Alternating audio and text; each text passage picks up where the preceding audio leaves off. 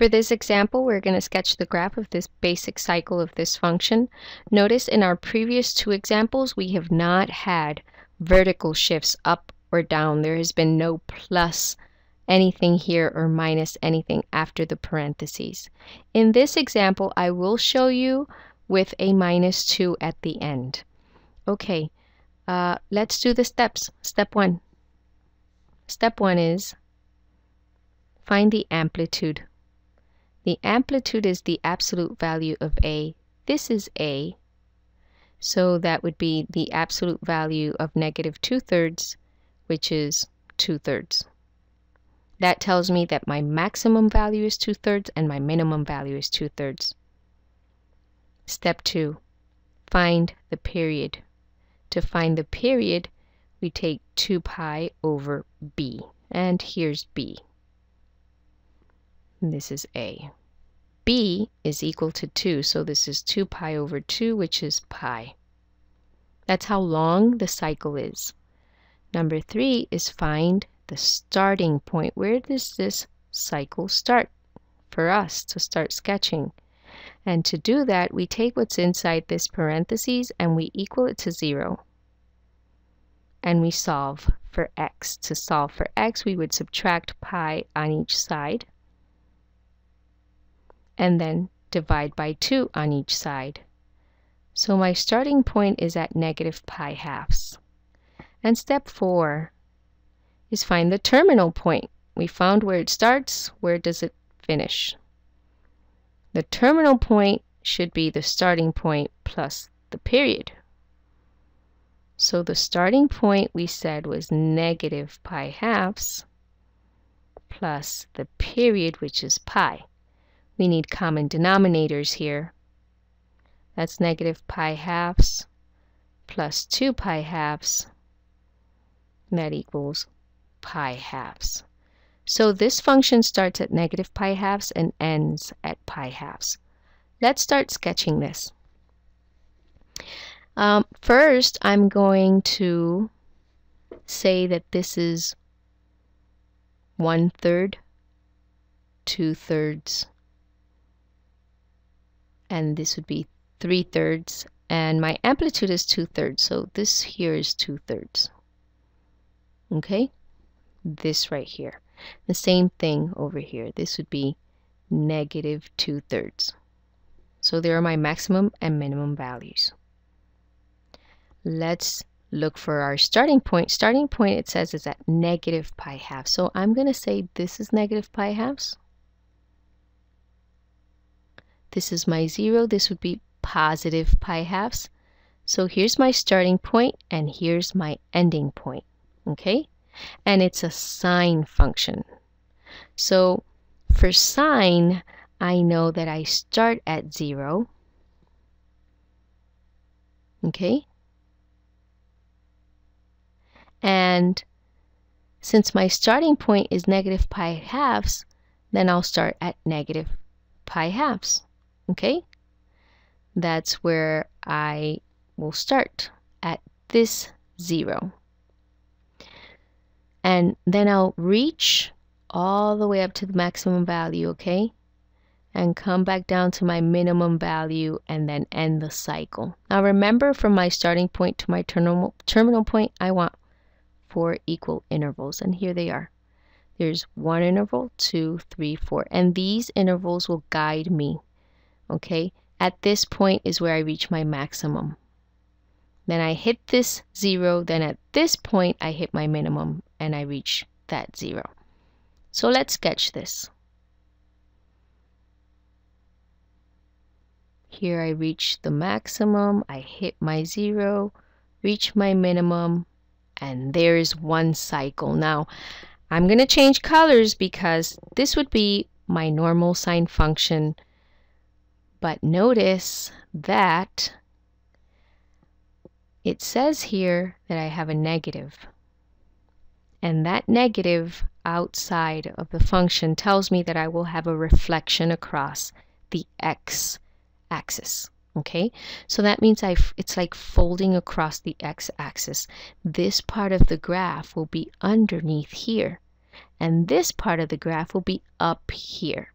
So to take care of that reflection, I'm going to sketch in another color. So this is not the final graph, this pink one. The one I'm going to draw now is your final graph because I'm going to sketch the negative here. So here is what it looks like. I reach my maximum value here, hit my 0, reach my maximum value, and that's what it looks like, okay? This is your final one. You have a reflection across the x-axis. You have an amplitude of 2/3. It starts at negative pi halves. It ends at pi halves, okay? Now, you can go ahead and repeat this again. Okay, you can repeat this again. Here are your 4 intervals. 1, 2, 3, 4. You can go ahead and go on. And there's your other cycle, and you can go ahead again.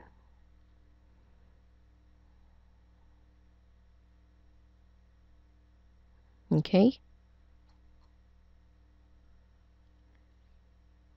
And it ends at here, and so forth. And you can go ahead on this side and do the same thing. Okay? So there you have it. Again, if you want to know specifically what these x coordinates are, you can go ahead and do step 5, which is step 5. Just if you want to know specifically what these intervals are, you take the terminal point and you subtract the starting point and you divide by 4. So that would be pi halves minus negative pi halves, which is pi halves plus pi halves, which is pi. So 2 pi halves pi. And all of that, I'm sorry, divided by 4. That means that in between negative pi halves and the next number, there's a distance of pi fourths. So if I want to know what this value is, I take negative pi halves, I add pi fourths, okay? And that will give you negative pi fourths. And then to negative pi fourths, you add pi fourths again, and you'll get a 0. And to 0, you add pi fourths, and this is pi fourths. And to pi fourths, you add pi fourths, and you'll get pi halves.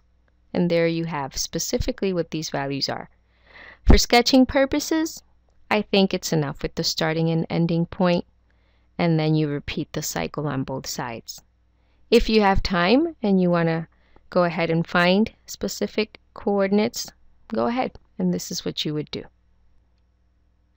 Notice how when we're done sketching this graph, we have included in this sketch all the transformations called for in the original function. This brown cycle here includes the phase shift, it includes the vertical shrinking, and it includes the reflection, okay? So you don't, once you do it this way, you don't have to worry about moving it anywhere. It's done already. The end product gives you all of these transformations. Now, notice that I've added here a -2. That means -2. If I do add this, this would be your very last step, which is bringing down this function 2 units down. And what that means is what we do bring down is the x-axis. You take your x-axis and you bring it down 2 units. Now, because I divided this y-axis, this grid, into thirds, this would be my 1, right? This is 1 here. This is 2/3. This is 1/3, 2/3, 3/3. So this would be 1.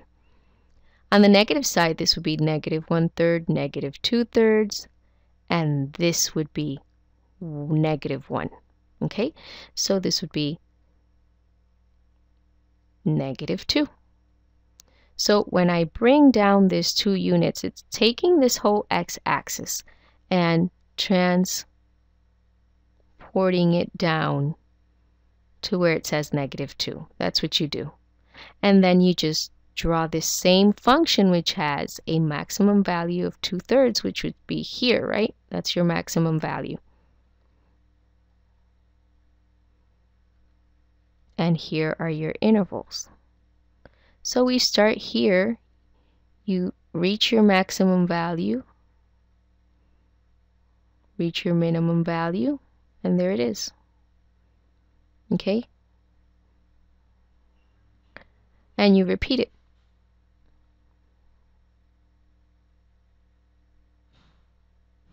And you go on and on. You repeat this. Okay, and that's your final cycle. It's moving this brown one down 2 units, which is really moving down your x-axis 2 units. Let's look at it in Geogebra. Here in Geogebra, here's the function we just drew. Notice, sorry, let me use my mouse from my laptop.